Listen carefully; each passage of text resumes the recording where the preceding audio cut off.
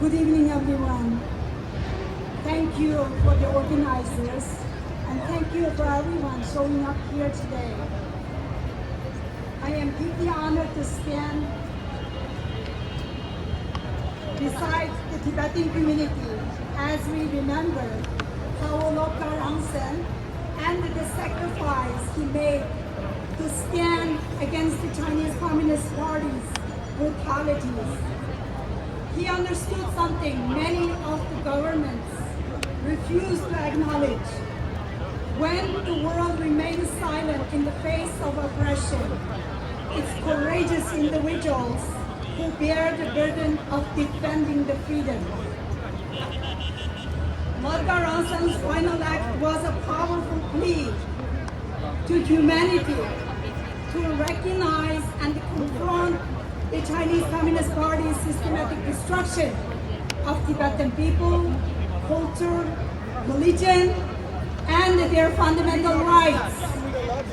As an Uyghur woman, I recognize Beijing's strategy all too well.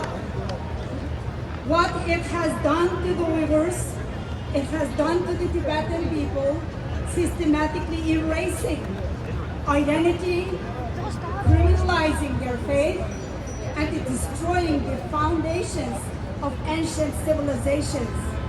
This is not ethnic unity. It's genocide by another word. For me, this is not a political issue. It is deeply personal. Almost 8 years ago, when the Chinese Communist Party disappeared more than 1 million innocent people into the concentration camps, 24 members of my husband's family who's standing with me, all disappeared. My parents-in-laws, all of his siblings, their spouses, 14 of his nieces and nephews. As an Uyghur American, when I spoke out about this, and only 5 days later, they disappeared, my own sister and my aunt, just to silence me.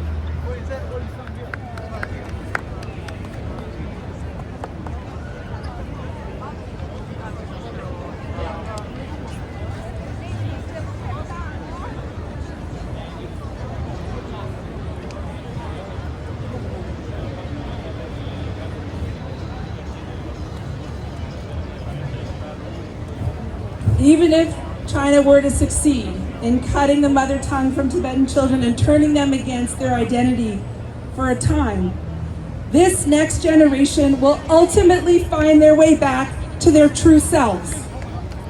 Just as Tibetans who grew up during the Cultural Revolution did, just as those who were sent to the inland boarding schools in China did. They may have to struggle to reclaim their identity, but that struggle will only make them stronger and more resilient. They may have to relearn the language and the teachings. They may not look or sound like what we consider traditional Tibetans to look or sound like. But what matters is that they are Tibetan. They're Pibas. They're people of the snowland.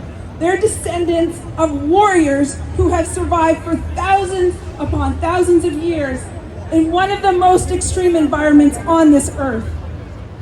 The roots of the Tibetan people run deep into the bedrock of the plateau. They rise again into our sacred mountains, where our deities still reside and are continuing to protect us. I think they're calling us to fight for them, for the land, for the mountains, for the Dharma, and not just because it's good for us, but because it benefits all the world around us too. And I know it may sound far-fetched from where we stand right now, but I'm certain the Tibetan people and the Tibetan nation will outlast this horror of China's occupation. We will outlast the Chinese Communist Party's rule in Tibet.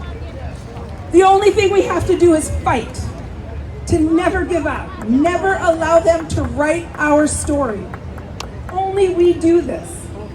For more than 7 decades and against all odds, our relatively small population, numbering approximately 7 million people, has stood against one of the most populous nations, most vicious and violent regimes this world has ever seen, and we're still standing.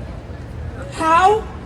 With sheer grit, total determination, deep faith, and true compassion. If we're determined to fight for our rights and freedom and for our language and for our right to be Buddhist and to worship the Dalai Lama when the time, whatever may come, they can't stop us. It's up to us. It's completely up to us. And Lopka Rangzen knew this. And when I think about how to honor his sacrifice, I find myself looking at the life he lived, his devotion to serving the nation and the cause of Tibetan independence, and to his final words, which told us to recommit ourselves to unity, to work harder to get along, to keep celebrating and practicing Tibetan culture, to continue to struggle for the liberation of our response, therefore, must be unity.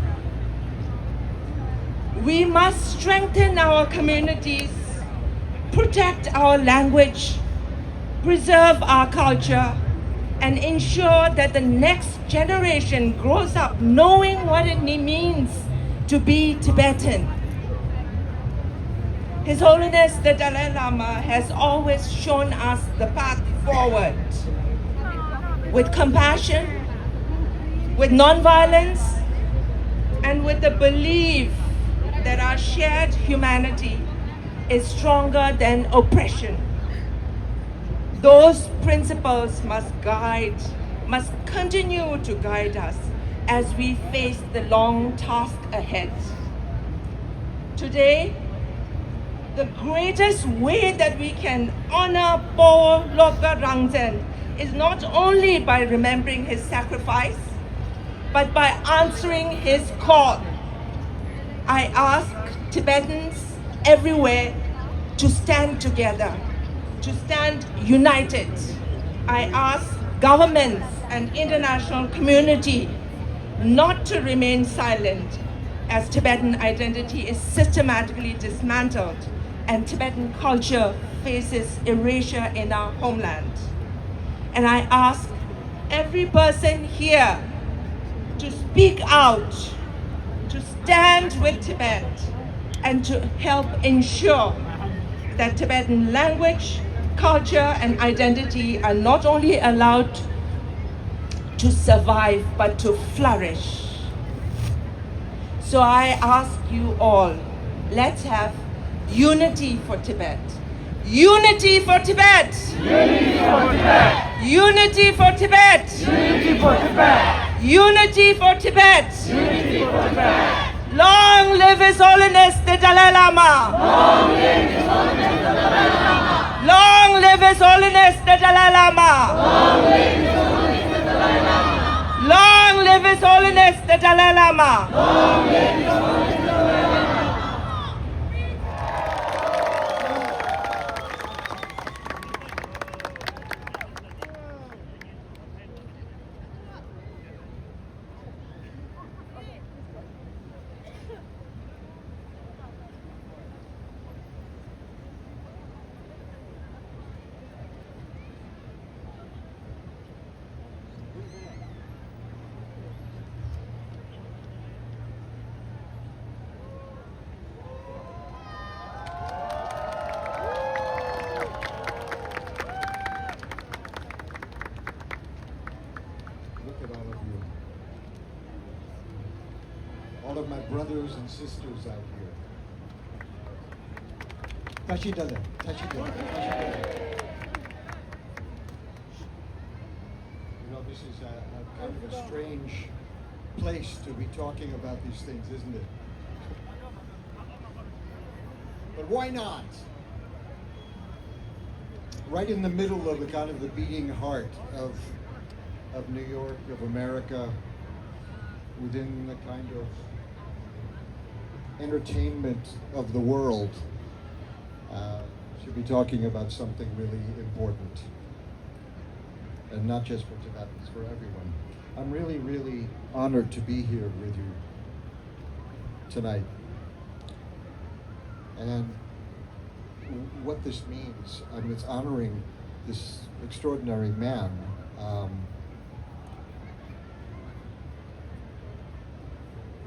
What he has accomplished here in bringing us together is something truly extraordinary. We're here to honor this man, who I don't remember ever meeting. Probably many of us here didn't meet him, have the privilege, the honor of meeting him, yet whose message now asks something of every one of us, to stand together, this sense of unity, that in unity we can accomplish anything, we know that.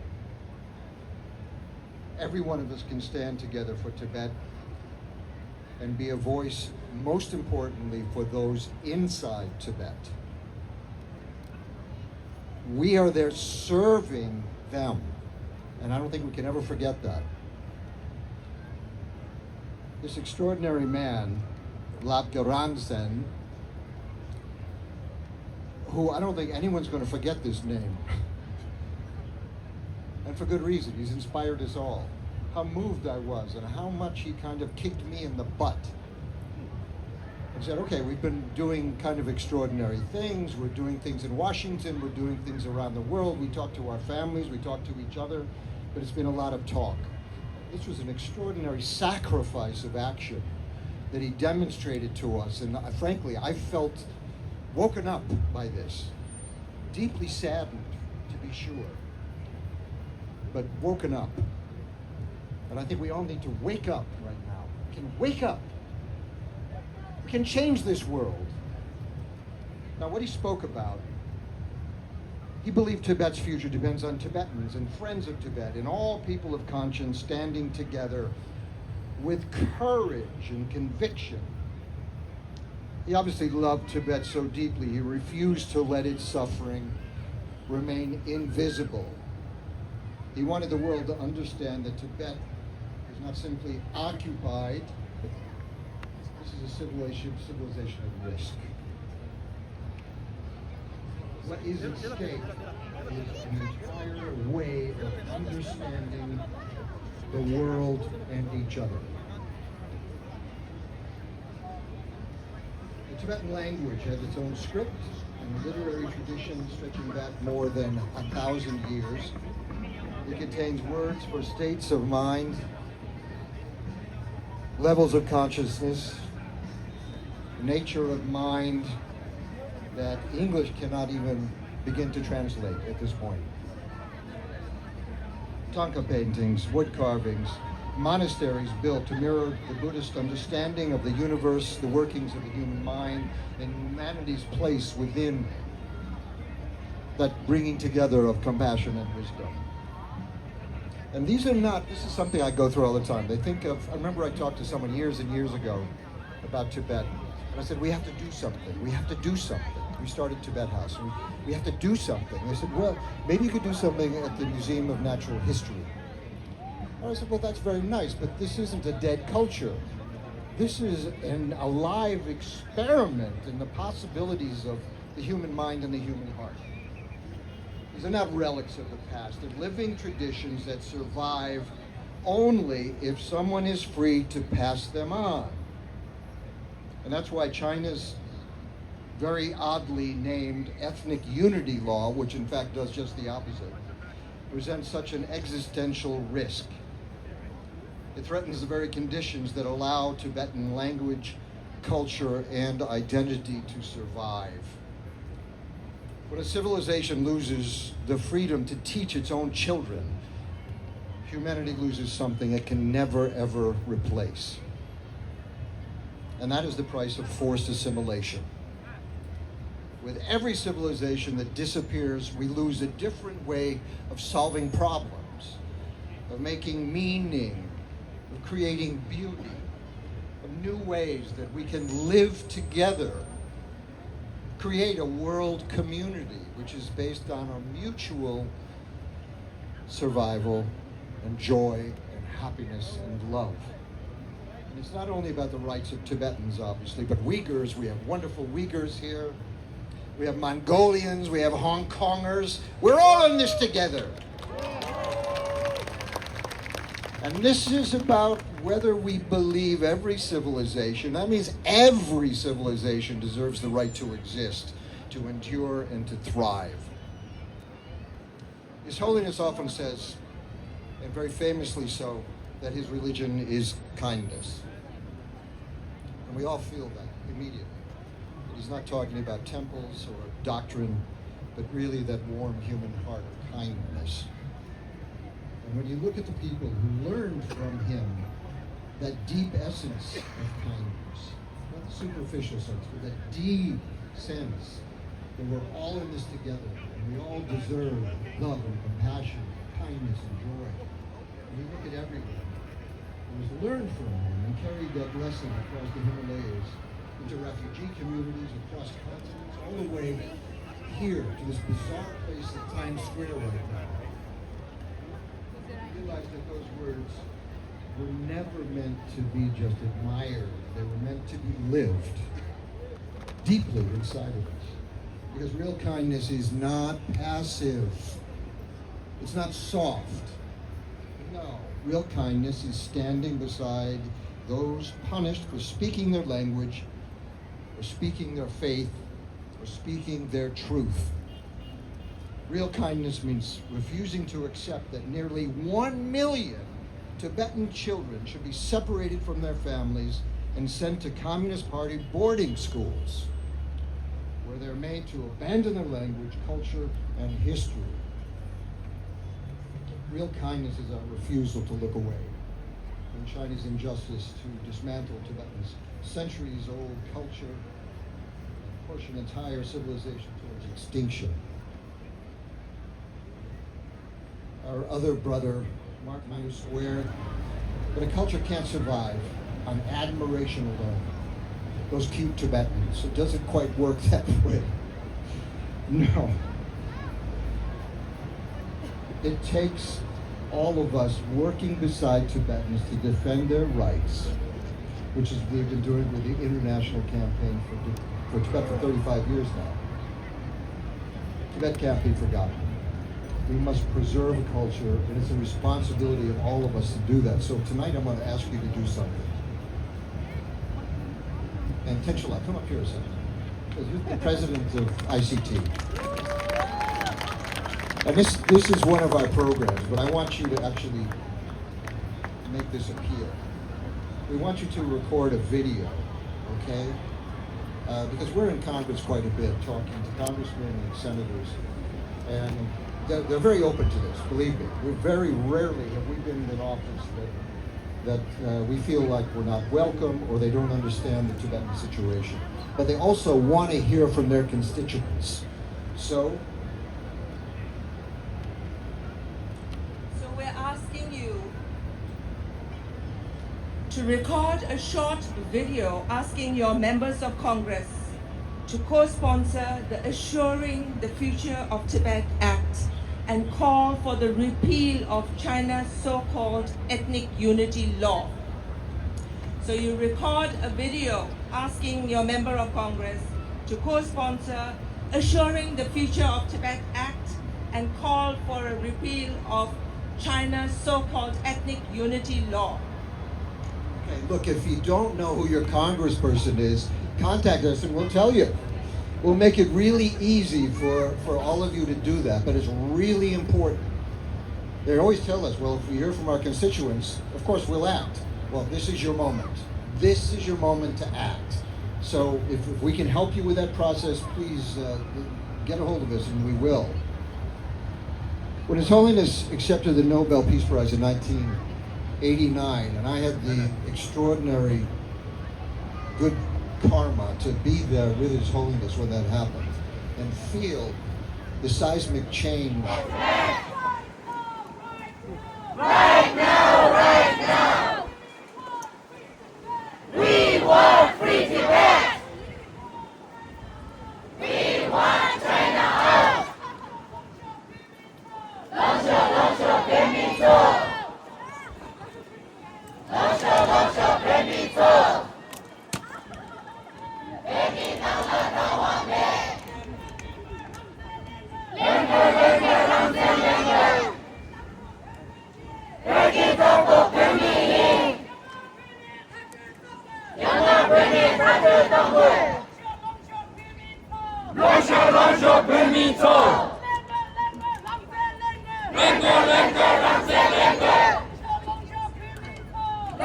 Longsho, Benito. Macha, Senchu, Macha.